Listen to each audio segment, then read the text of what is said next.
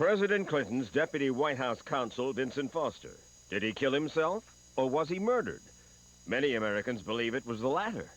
Their opinion based in large part on a couple of videotapes now in mass circulation, one of which reports... One of the most vexing mysteries we've bumped up against so far is why the left-handed Mr. Foster was found clutching the .38 caliber Colt in his right hand. He was clutching it in his right hand because... The left-handed Mr. Foster was not left-handed, he was right-handed. But there's more, much more that just doesn't add up. This is the other America. This is the forgotten Texas. How many people live in here? 6. 6? Uh-huh. And this is about 12 by 12. Essentially, we are asking these American citizens to live in conditions that one thinks of when one thinks of Rwanda, Bosnia, Bangladesh, certainly not the United States of America. Basically, I ate like less than 500 to 600 calories a day, training 6 to 9 hours. And hoping to be another Mary Lou Retton. But at what price? One sports writer calls it child abuse. Oh, absolutely. When you go to some of these gyms and watch what these coaches put these girls through, the psychological abuse that these girls go through. One of those coaches, the best in the business, was so spooked by this story that he wouldn't stand still long enough to talk about it. Mr. Caroli? Goodbye. Goodbye. I'm Mike Wallace. I'm Morley Safer. I'm Ed Bradley. I'm Steve Proft. I'm Leslie Stahl. Those stories and Andy Rooney tonight on 60 Minutes. No one leaves till we solve this one. Let's start at the beginning, when our company first opened its doors. We didn't have electricity then. Everything ran on steam. Then, in 1942, we finally got elevators. I gotta return the page. In all this time, this company has... To return a page instantly, get SkyTel Two-Way, the new system that lets you reply right from the pager. Can your pager do that? I gotta return the page. For SkyTel Two-Way paging, call 1-800-SkyTel. In Asia, in Europe, the Americas, and throughout the world, the same set of principles guides all our actions. And while we have as clients more countries, companies, and individuals, we don't judge ourselves by this fact alone, but how we live up to our principles. We think that makes a difference. The difference is Merrill Lynch. There are more than 77 million parents in America today. 77 million moms and dads, all doing the same thing, worrying about their kids. That's why you need Chevy Lumina, a car you can trust. Lumina offers an integrated child safety package. Few cars can offer your kids this protection, and no car in its class can offer it for the price of a Lumina. For 77 million of you, that's one less thing to worry about. That's genuine Chevrolet. What really happened to Vince Foster? Did President Clinton's friend and deputy White House counsel kill himself, or was he murdered? Foster's body was found in Fort Marcy Park outside Washington more than 2 years ago, but still, we read stories about his death almost every day, and just as often viewers write or call asking us to investigate. So we have taken a look at what really happened to him and what kind of a man he was. He rarely gave interviews. He was a private man who took himself and his reputation very seriously. In fact, in a commencement speech at the University of Arkansas Law School, Vince Foster underlined the importance of reputation. It was just 2 months before he died. I cannot make this point to you too strongly. There is no victory, no advantage, no fee, no favor, which is worth even a blemish on your reputation for intellect and integrity. But Vince Foster's own reputation had been under attack. Editorials in the Wall Street Journal had ridiculed him for not sending the paper his picture, and they went after him for his role in the attempt to fire veteran White House travel office workers and replace them with Bill Clinton's friends. A week before he died, in a note found later torn up in his briefcase, Foster wrote, "I was not meant for public life in Washington. Here, ruining people is considered sport. Attorney James Hamilton, who represents Foster's family, says Foster was in a clinical depression triggered by the public criticism, the travel office fiasco, and several failed cabinet nominations, including Zoe Baird and Kimber Wood for Attorney General. He was very unhappy about those nominations, and I think he did take some of the blame on himself. Now, whether that was justified or not, I don't know, but he certainly had a tendency, I am told, to blame himself for those things. Foster's widow, Lisa, has said her husband felt trapped. He knew he had to see a psychiatrist for his depression, but he worried that seeing a psychiatrist would ruin his reputation for stability. James Hamilton says Foster's family is sure that Foster killed himself in Fort Marcy Park. The overwhelming evidence is that he took his life there. Everybody that has looked at this, Mike, every professional body, every government body has made that conclusion. Yeah, Mike. For them to be wrong about this, all these people either have to be incompetent or they are engaged in a conspiracy that makes Watergate look like a minor shenanigan. But they're not incompetent, and there's no conspiracy. One wonders why he decided to do it that way. Lisa Foster speculated that maybe he had seen that method of committing suicide in a movie. The movie Foster had recently seen was A Few Good Men.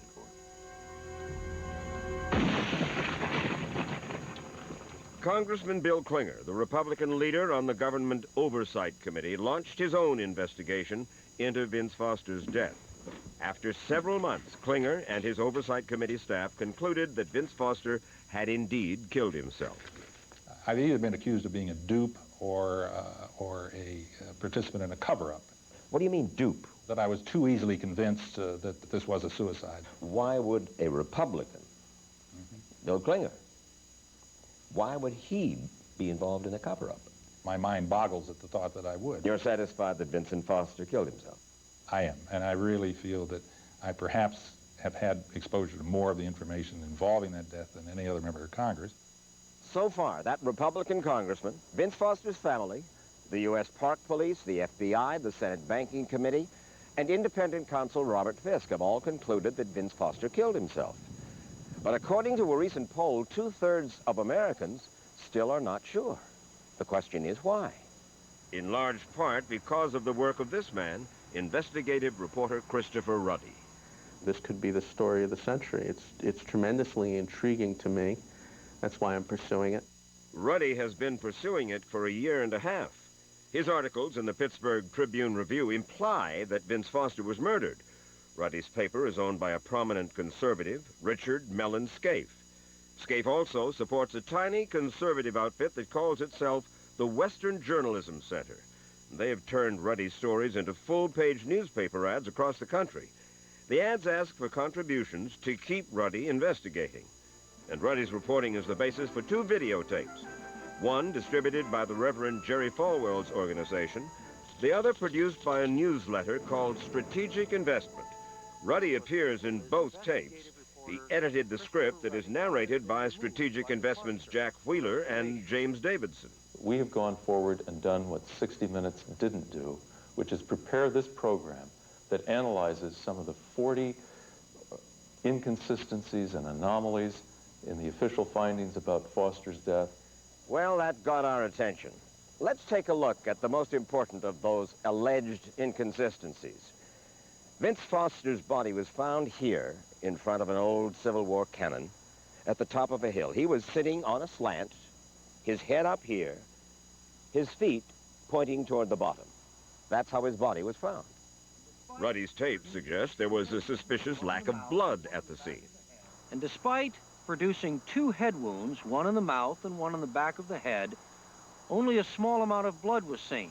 And the indications of so little blood at the scene indicate that there possibly may have been another cause of death. Okay. What would be that other cause of death? I don't know. We don't know what the other cause of death may have been if that was the case. You know, and I know that there was blood all over the back of the shirt. Look, the man is sitting there, right? Like this. I am on an angle, okay? I have just shot myself or whatever, through here, the heart stops pumping immediately, right? Which is unusual. But it did. So you're hardly going to have a lot of blood pumping out of this area. It begins to, by gravity, fall to the bottom. There was blood behind here that matted where he was lying. Well, Dr. Hout, in his FBI report and his interview with me, said there was not a lot of blood behind the body. Dr. Donald Hout, you are the Fairfax County medical examiner. Yes, I am. Was there a suspicious lack of blood at the scene? Absolutely not. Did you tell a reporter by the name of Christopher Ruddy that there was an unusual lack of blood? No. Do you know what Dr. Hout told us? What did he tell you? Quote, plenty of blood for him to have died there. He told it to us. Are you suggesting that somebody got to him? I don't know why he suddenly changed the story. Christopher Ruddy says that you changed your story. No, that's not true. You're persuaded that Vincent Foster committed suicide? Yes, I am. Dr. Hout says Ruddy simply got it wrong. Here's another mistake. One of the most vexing mysteries we've bumped up against so far is why the left-handed Mr. Foster was found clutching the .38 caliber Colt in his right hand. No mystery. The fact is that Foster was right-handed, not left-handed.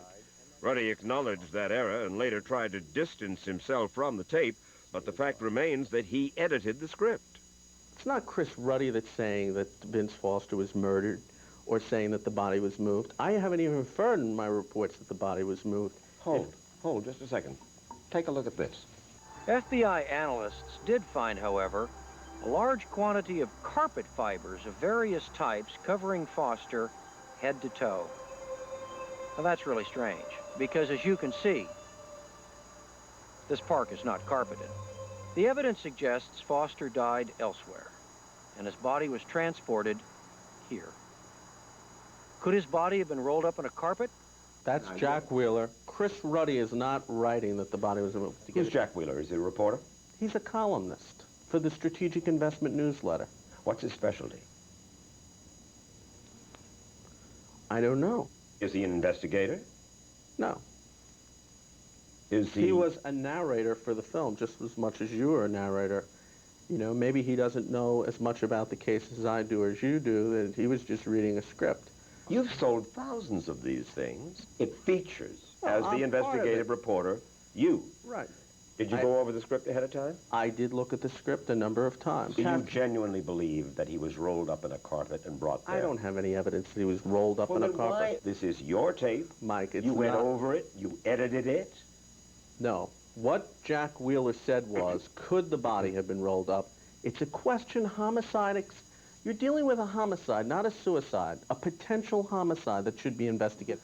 The FBI and the park police say the fibers are not significant, that anyone who walks on a carpet picks up fibers, and since all of Foster's clothes were put into one bag, all of his clothes would probably have fibers on them.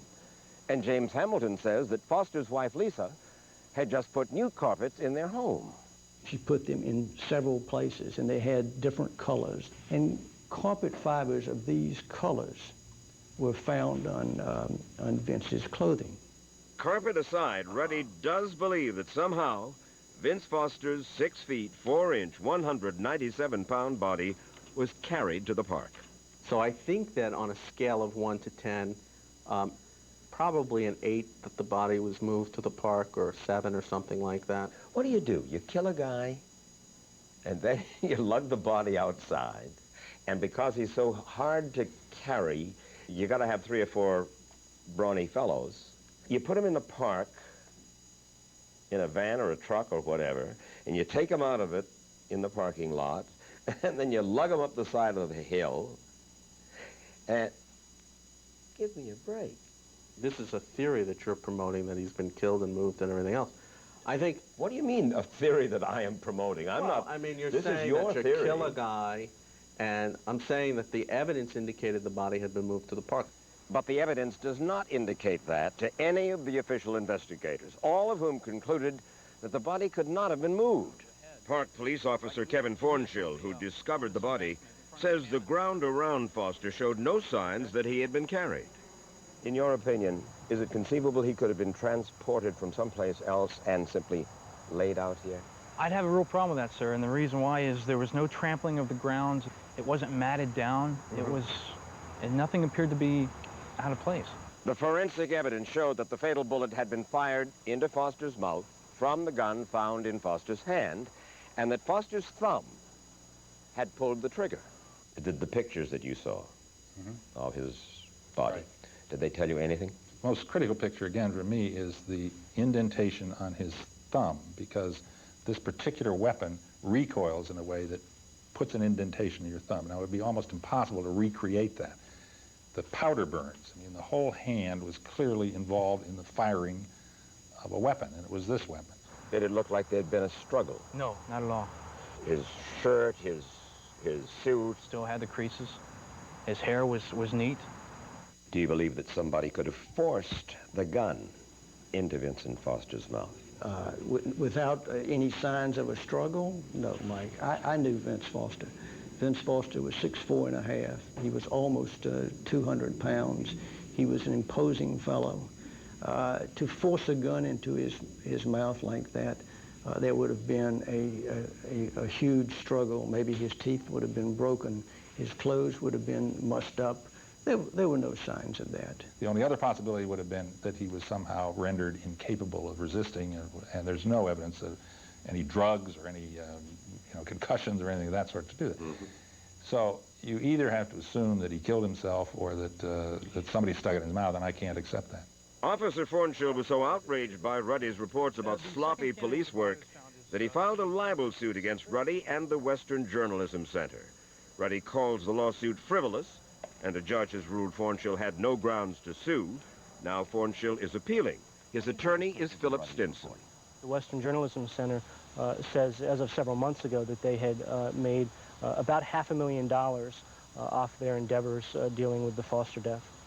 And you believe that it's simply a cynical attempt to go after Bill Clinton? To show the administration in the least favorable light. Ruddy and his mostly conservative backers say their motives are not political, that they just want to find out what really happened to Vince Foster. Republican Representative Bill Klinger says the whole suicide or murder controversy might have been avoided if the Park police had done a better job in the first place. They didn't conduct a really thorough search on the terrain after. I mean, I think they assumed right off the bat that this was a suicide and that therefore they didn't really have to go into a lot of forensic determination. So the search that was conducted on the ground for bone fragments, bullets, anything else was really pretty cursory. Because of that, Ruddy has been able to raise all sorts of questions about Foster's death. We've dealt with the most important ones, we've examined the others, and as attorney James Hamilton says, the overwhelming evidence supports just one conclusion. He committed suicide in Fort Marcy Park. That's the story.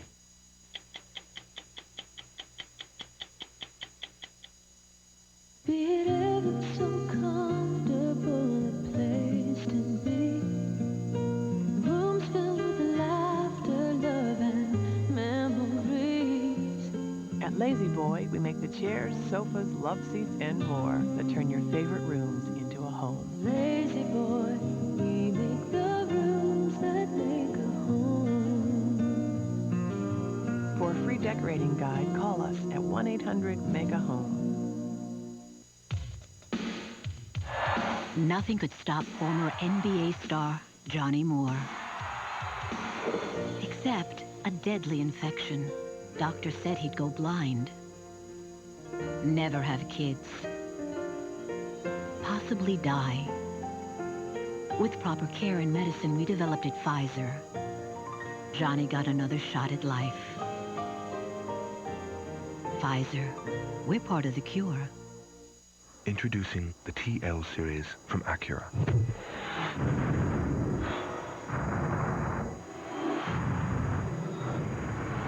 It has all the features of its luxury class competitors at a very competitive price.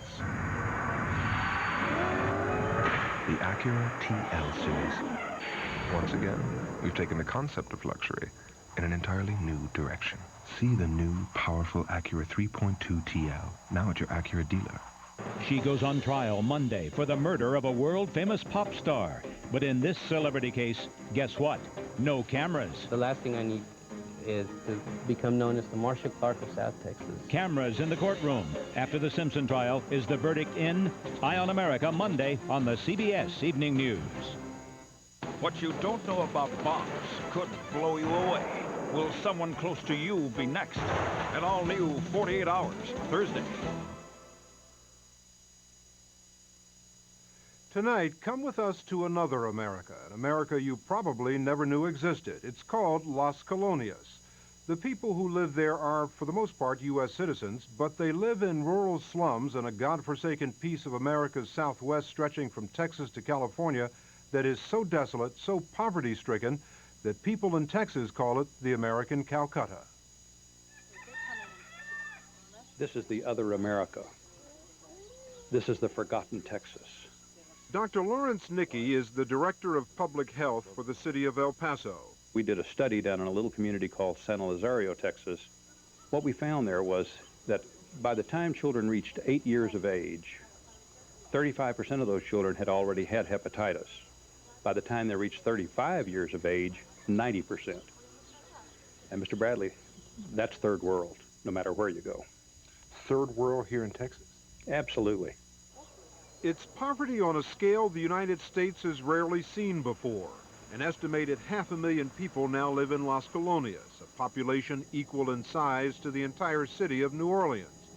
But to the people who come here, Las Colonias appear to be a first step toward the American dream.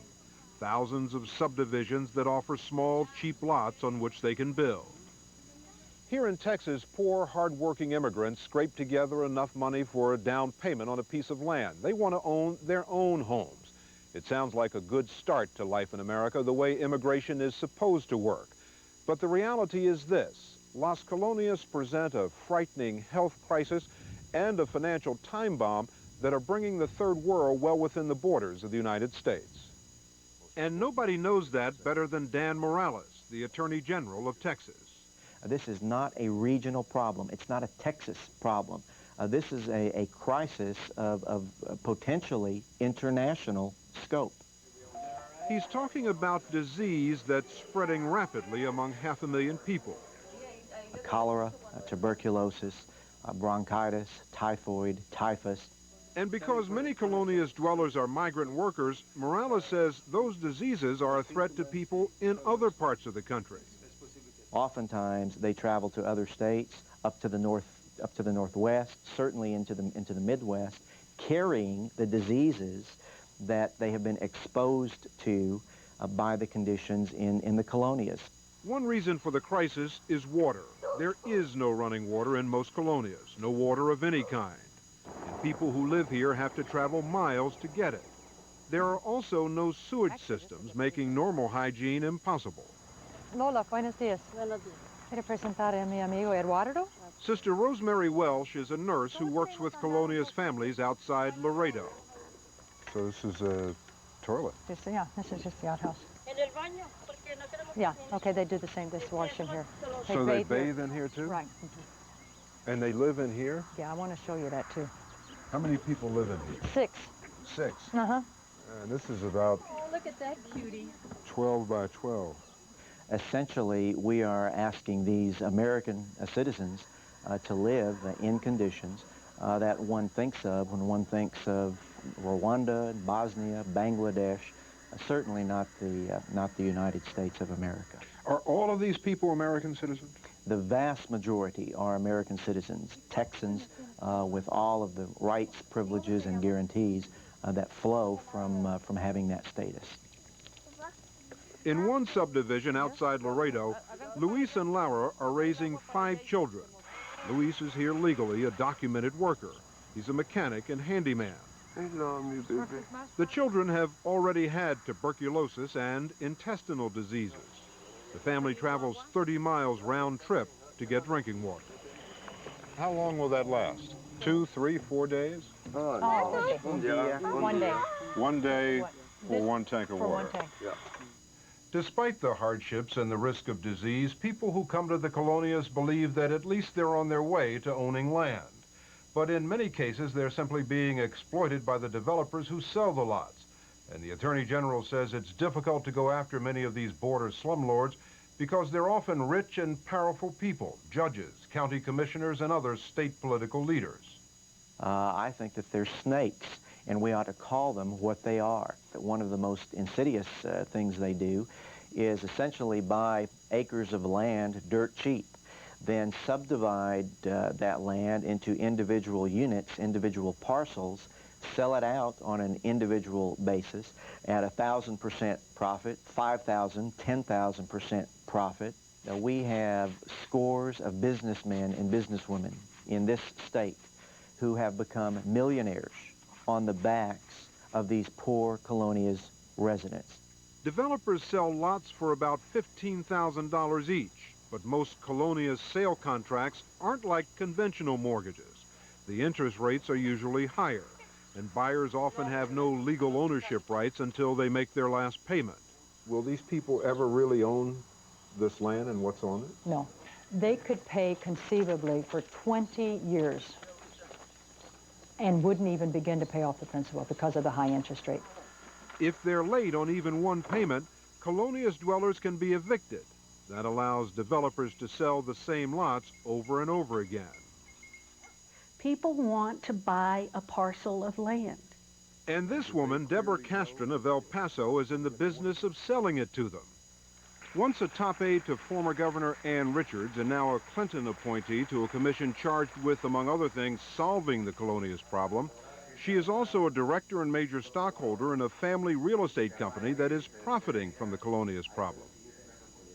Now, the records we have show that the Casco Corporation, through its subsidiaries, have owned or currently own land in at least 9 Colonias just outside El Paso. If that's what you choose to call them, yes. You would call them? Low-income subdivisions. Castron claims most of our customers are simply buying the only property they can afford. And she says they know in advance what they're buying. And if all they can afford is a piece of land without drinkable water or sewage, so be it. If that is what they want, and that is, and they have other means of getting water, buying water, trucking it in. There are other systems for delivery of water besides the tap water. The Border Environment Cooperation Commission, the BECC. President Clinton picked you to sit on the advisory council of that commission. It states prominently in its literature that one of the main environmental problems, and I'm quoting here, on the border is the substandard living conditions. That includes the lack of drinking water and adequate sewer systems on the U.S. side of the border. Now, you sit on this commission, but you and your companies own Colonias without drinking water, without sewer lines. So they're talking about you, correct? I don't believe so, but but if you insist on that, yes. Well, then let me just try to clear this up then. So I don't believe our subdivisions are substandard. Do they all have drinking water? No, they don't. Are we going to start telling people what they can or cannot buy, or what they can or cannot afford? I'm going to read to you from the Commission's own literature. A study by the University of Texas Health Science Center revealed that by the time Colonia children turned 8 years old, approximately 35% had already been infected with hepatitis A. That's not a problem for you as a developer? Well, I have some problems with it, but there is nothing that we have done that is illegal. And she's right about that. Although laws passed in 1989 did make it illegal to create new Colonias without water and sewer lines, developers used their political clout to see to it that existing Colonias were exempt. Attorney General Morales then set up a strike force to sue unscrupulous developers, but he says it's an uphill battle.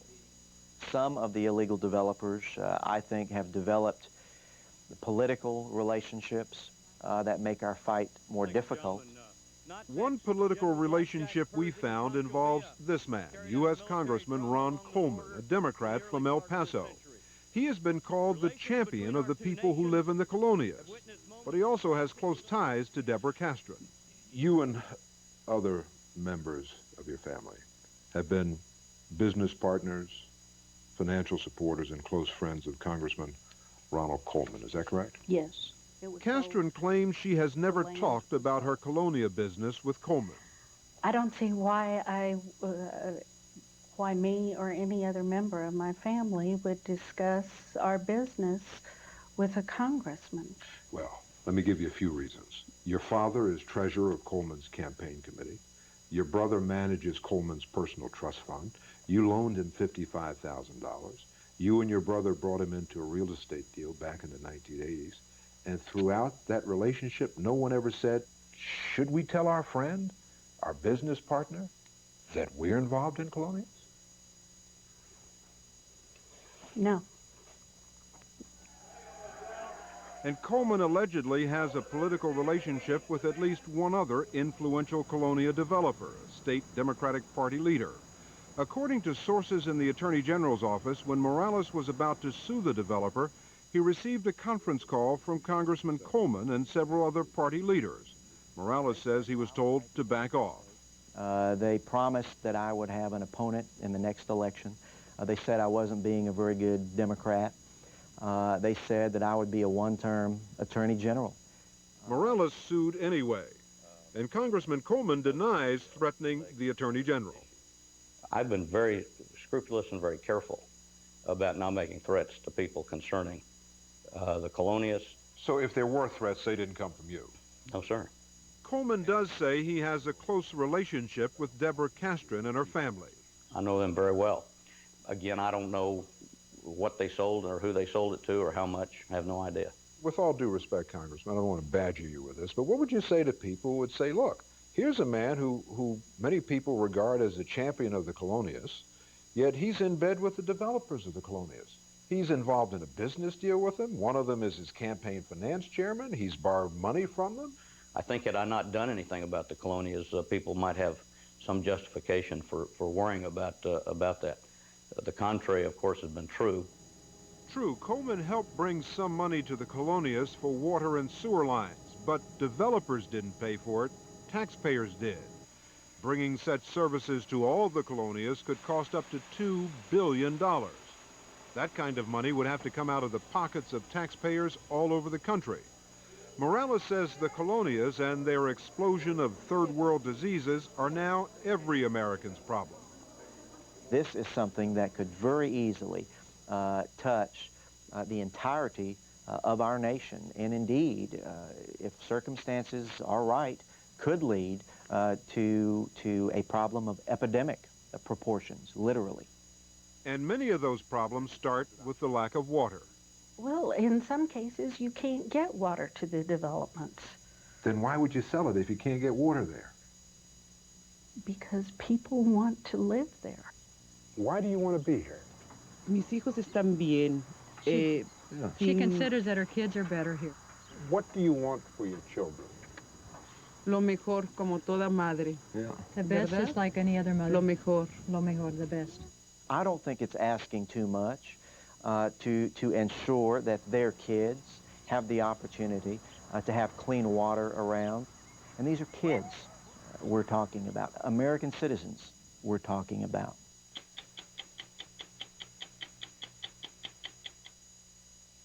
I'm using Pam, the only leading all-natural cooking spray to cook a low-fat feast. Pam lets the natural flavors come through, so nothing comes between you and the taste of your food. Pam. Presenting Casey. Pound for pound, he uses more energy than most dogs twice his size. That's why we make Mighty Dog. It has the perfect balance of nutrients he needs. It makes your dog a Mighty Dog. You're the principal topic of my conversation. The apple of my eye. You're the principal source of my inspiration. The principal star in my sky. For the principal people in your life, the Principal Financial Group. Insurance, 401ks, managed health care, and more. You're the principal reason I do what I do. The principal reason. The Principal. For over a century, your edge on the future. In business, you can't always count on having enough time. But you can count on AT&T, because only AT&T guarantees you a competitive price. Our 1-800-COMPARE Center will give you an immediate side-by-side price comparison, and we're so sure that our prices are competitive that if you don't agree, we'll give you 1 month's worth of long distance up to $500. These days, you can't count on much, but you can count on AT&T for the life of your business. 60 Minutes will continue. Sybil's daughter's in love. Do you think we'll ever fall in love like that again? Head over heels? No, I think the best we can hope for is heels over head. All new Sybil, then. Mike Ryan just may be the perfect guy. All right, the food's here. Now if he would just act like one. Oh, I know where I rank. Almost perfect after Sybil, tonight. It's never too late to get into Central Park West. You can still get to know who's who and who's doing what to whom. Catch a special presentation tonight. One look and you'll be hooked. You're on CBS. Helen Yates is 96. Her life is full of family and laughter. Though for years, she battled severe high blood pressure. With proper care and medicine we developed at Pfizer, Helen was able to go on. To Norway at 79, the West Indies at 93, and now Paris. Pfizer, we're part of the cure. Perhaps it's because we offer our business class passengers complimentary limousines, sleeper seats with up to 15 inches of extra legroom, and personal video screens at every seat. Or it may just be our refreshingly different British personality. Whatever the reason, it seems we put a few noses just a bit out of joint. Upper Class by Virgin Atlantic Airways. Was Selena murdered by her biggest fan? Next, Day and Date.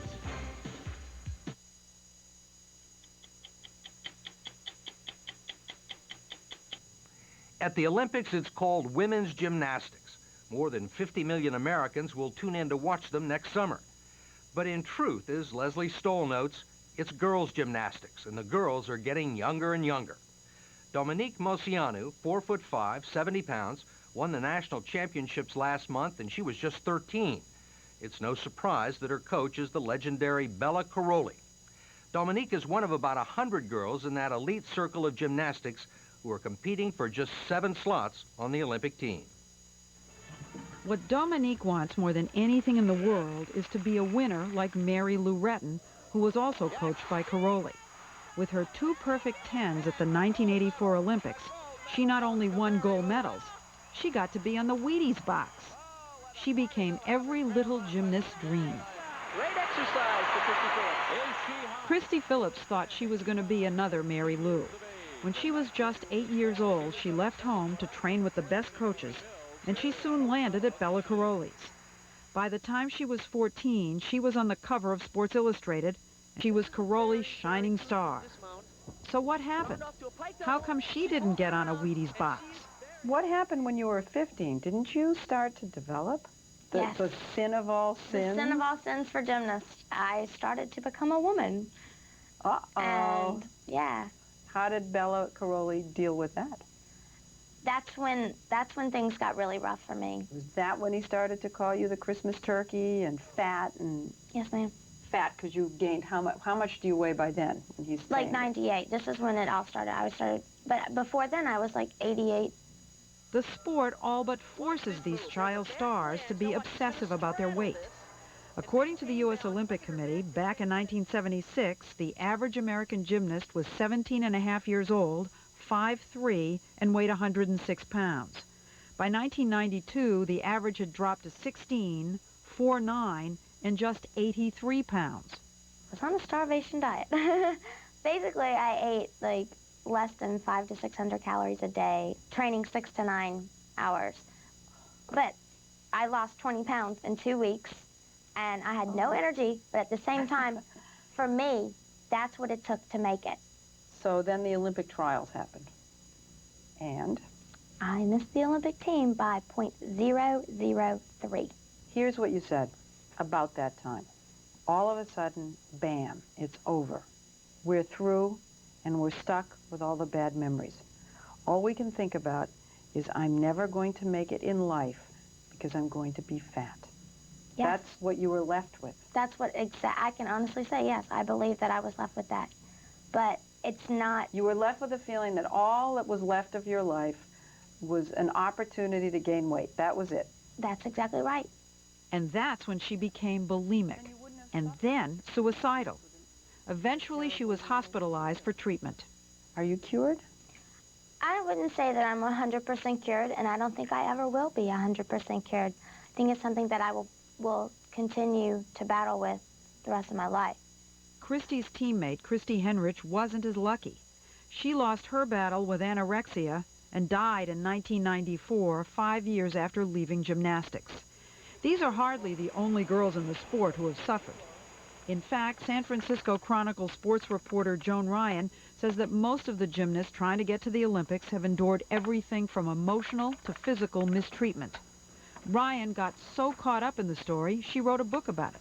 You seem to suggest that the training and the rigors of what these young girls go through is tantamount to child abuse.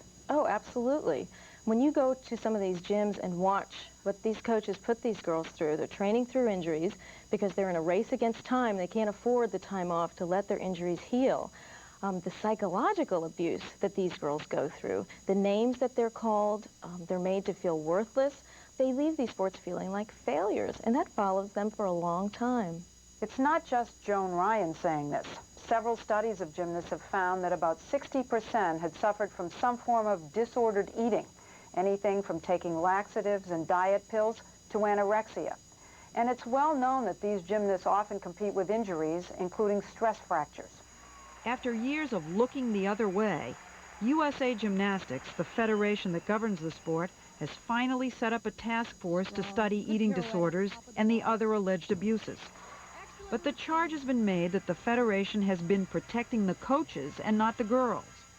Kathy Scanlon is president of USA Gymnastics. That's not the purpose of USA Gymnastics, and it's not what we're about. Let's say tomorrow you find out that one of these coaches, not any one particular, is running around calling one of his girls an overstuffed turkey because she gained 2 pounds. What can this federation do? Really what we can do is talk to him.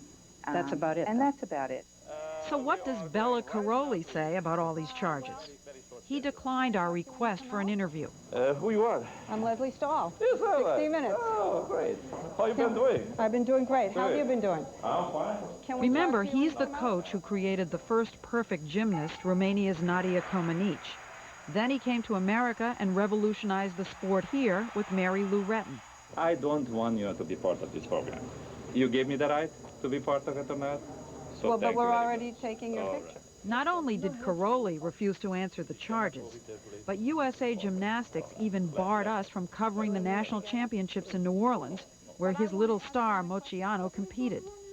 We found Caroli at his hotel. What about these charges? Thank you very much, that these girls all have eating disorders? Well, you know, as the girls in the house disorders, you already collected a lot of, we are having much more important things right now to concentrate than eating disorder and all the garbage, what you are getting around, and we're trying, you know, to make a publicity to a show which has no valid basis to do it. But if it's not true, why don't you say so? And I told you it's not true. I tell you the garbage, what you are gathering, and that's a sorry way to make a living. Do you call these girls names? Do you call them fat pigs? Do you call them stuffed turkeys? Well, it's very, very, very nice. Do you demean them? Do you debase them? Nice. Okay, push it. Mr. Caroli? Goodbye. Caroli says that if there are problems in the sport, it's the parents who are to blame. So where are the parents? Sometimes they're on the other side of a video camera. Daddy to daughter. What is your goal for the future in gymnastics? Well, I don't have one right now, but I'm getting one pretty soon. Bill Jackson saw Olympic gold when his daughter Amy was only 7 years old. You're laughing now. Now I am. And then? Then I was just miserable, but I didn't dare say anything, you know. Were you afraid of him? Right, yeah, I was. Amy says she never wanted to be an Olympic star, but her parents were obsessed, and that's a familiar story. As soon as she was old enough and good enough, they moved to Houston so Amy could train under Bela Karolyi. How were you treated? Pretty bad. Pretty bad. Get called an idiot or an imbecile or, you know. You were? Daily? Yes. Amy's father was even tougher on her than her coaches, making her practice at home after she had trained all day at the gym. Amy's mother, Carol, now regrets what her daughter had to endure. When the coaches were calling your daughter a stupid imbecile and a cow and whatever else, why on earth didn't you run out there? And I don't know, I think almost any other mother would lose control and go tell them off, and I don't know, why did you not do that? I don't have an answer for you. I'm guilty as charged for that, and I just don't have an answer, and I feel bad. I'll feel badly about that I didn't do my job as a mother for the rest of my life. What about the parents, as you were all sitting there watching your little girls working out at Karolyi's gym? What's going on between the mothers and the fathers? We weren't, a psychologist would have a field day.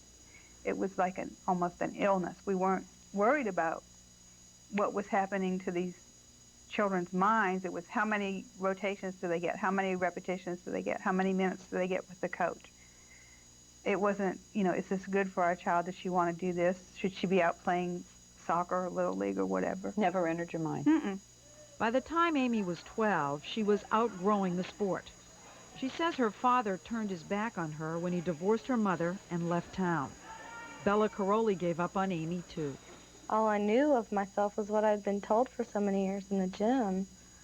And was that you were a stupid, imbecile cow. And so that's basically what I believed of myself for a long time, a very long time. Amy struggled through her high school years, sinking into depression. It was so bad, she started cutting herself. Like, just taking pins and, like, razors and stuff and cutting on my arms and stuff, because I didn't know what was going on inside of me. I didn't tie any of this into gymnastics at all. And wait, you were actually taking razors and cutting your own skin until you bled? Yes. I mean, I knew how to deal with physical pain. They taught you that in gymnastics. Yeah. But what was going on in my head, I didn't know. Just before her graduation, Amy attempted suicide. Her doctor said her depression was caused by child abuse from gymnastics and her parents. Parents take their kids to be tennis stars. They take their kids to be football stars. Little League fathers are notorious for screaming at their children. What separates this situation from all the others? I think this is an exaggeration of all those other situations. Number one, I don't know any Little League kid, any pee-wee football player who's training 8 or 9 hours a day. Parents are not going to send their 9-year-old boy in to play football with a broken arm. It just doesn't happen because there's not the stakes involved that there are in this. The Olympics have some sort of magical hold on us, and these girls have to make it before they're 14 and 15 years old. These girls, just children really, are the major leaguers of their sport, many training more than 40 hours a week. Push, open. More energy there. Tight. Very nice. Tom and Lori Forster coach 4 Olympic hopefuls, but they say there's no haranguing about weight in their gym, and their girls only train 30 hours a week. And they point out that many of these gymnasts are self-motivated, and you can see that in the intensity of every trick they perform. I'm going to give you a choice. All right, you choose. You can either create a champion, or you can create a young, healthy girl. Why can't we have the champion that is a young, healthy girl? I don't know. I think that's the crux of this whole question. Can you have both? Well, we have an American Cup champion that is a healthy young girl. Now, whether an Olympic champion, we're not there yet. We can't say. We're trying. You can criticize Bela Karolyi, but he is the only coach in the U.S. who has created 2 Olympic all-round gold medal winners. So you have to ask, is what critics call his abusive training what it takes to be the best. I wouldn't call it abuse. You wouldn't call it abuse? There was a time when I would call it abuse.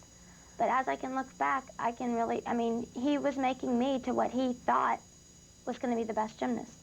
You don't think you would have become the best gymnast without his demeaning you and humiliating you and degrading you? I don't think I would have, because that wouldn't have given me the motivation to keep going to prove him wrong. Does this man have zero heart about these girls? Well, in his mind, he does. In his mind, he really cares about these girls. During my 3 or 4 hour interview for my book with him, I was so blown away. I was ready to go out and do a flip on the balance beam for him, and he was so, you know, I understood why these girls would run through walls for him. I understood why the parents would be so sucked in by this charm and charisma that they would say, take my child, make her a champion. I could see it. Beginning in the year 2000, gymnasts will have to be at least 16 years old to compete in the Olympics.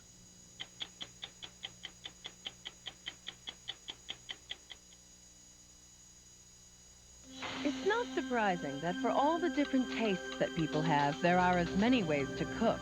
And with state-of-the-art cooktops, fast-cooking convection ovens, and easy-to-clean sealed gas burners, cooking's never been more appealing. What might surprise you, though, is that all of these choices are now made possible by Kenmore. Shouldn't you consider the brand that's already at work in over 1 out of 2 homes in America? Kenmore. Come see the innovative side of Sears. Ooh, okay, it's a little, whoa, short. What's wrong with short? He's short. I like short. When you're working for a special look. Hey, it's our anniversary. Oh, why not? Part of getting that look should include Kellogg's Special K. Big boy, he can take it. Great toasted taste, just 110 calories, and fat-free. Kellogg's Special K. Great taste never looks so good. It's funny. で、お子さんたち新しいコンピューター気に入ったの？それがまだ立ち上げてないんだ。何しろ僕は不器用なもんでね。うちじゃ秋葉がみんなに大人気。IBM のホームコンピューター、CD ラムがついてて、トップトップいっぱいあるし、箱から出してすぐ使えるようになってるんですよ。サインでもセットアップできるってわけ？腕はいらないのよ。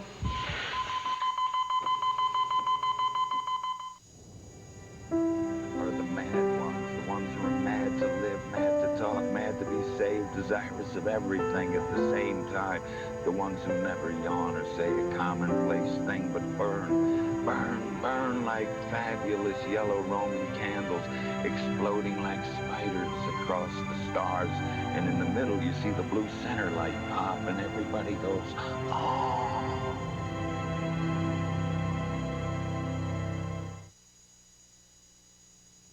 Tonight, Andy Rooney puts his money where his mouth is.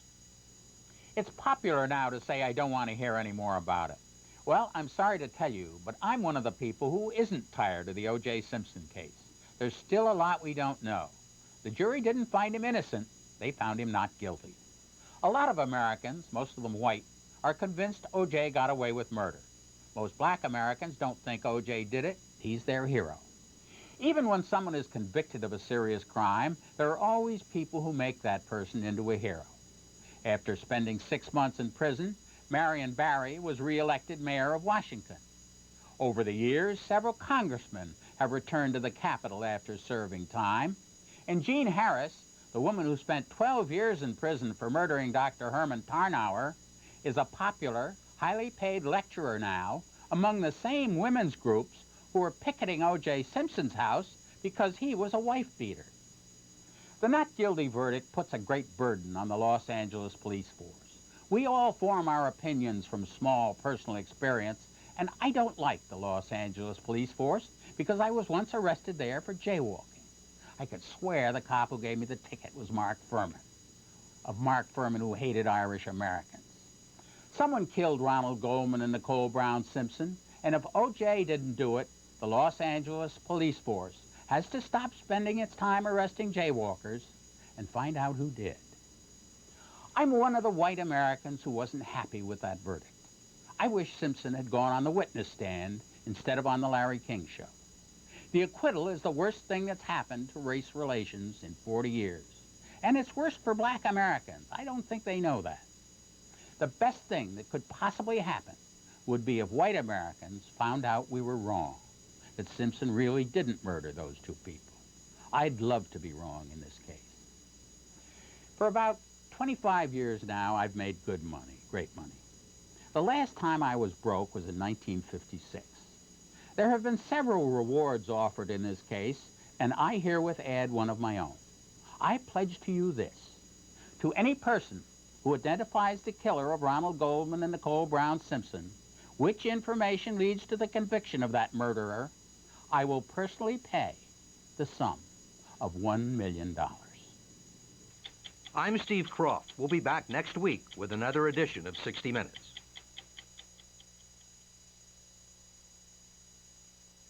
Be it ever so comfortable a place to be. Rooms filled with laughter, love, and memories. Call Lazy Boy at 1-800-MAKE-A-HOME and we'll send you a free decorating guide. It's filled with expert tips for room planning, matching patterns and fabrics, and color coordinating the rooms that make your home. Lazy Boy, we make the rooms that make a home. Is this getting serious? I think so. Well, how do you feel about it? Just imagine if you hadn't run out of coffee. Just imagine if you hadn't had Taster's Choice. Savor the sophisticated taste of Taster's Choice. So tell me, Jeremy, how's your mother?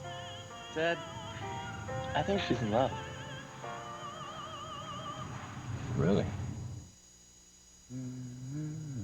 Now you can get friends and family's biggest savings by not doing anything at all. You don't have to name anyone. You automatically get our best savings whenever you call any other MCI customer. What you're really saying is that I could sit here on my Tookus and save on my long distance, right? You could say that. Cool. Could you tell me where you are? I feel a little odd.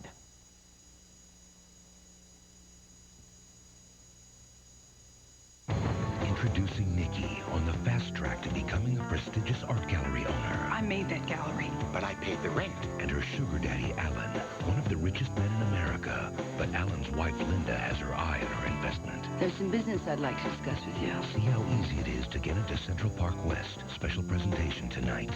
Monday, Murphy's on trial. 100% not guilty. And it's the dream team to her defense. Especially with all this damn media attention. It's the trial of the century on Murphy Brown, Monday.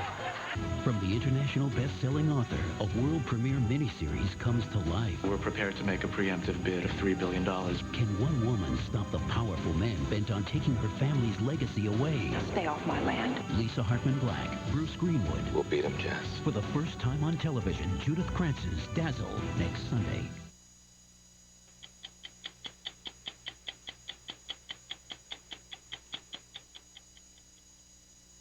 CBS News. Have you seen your country today?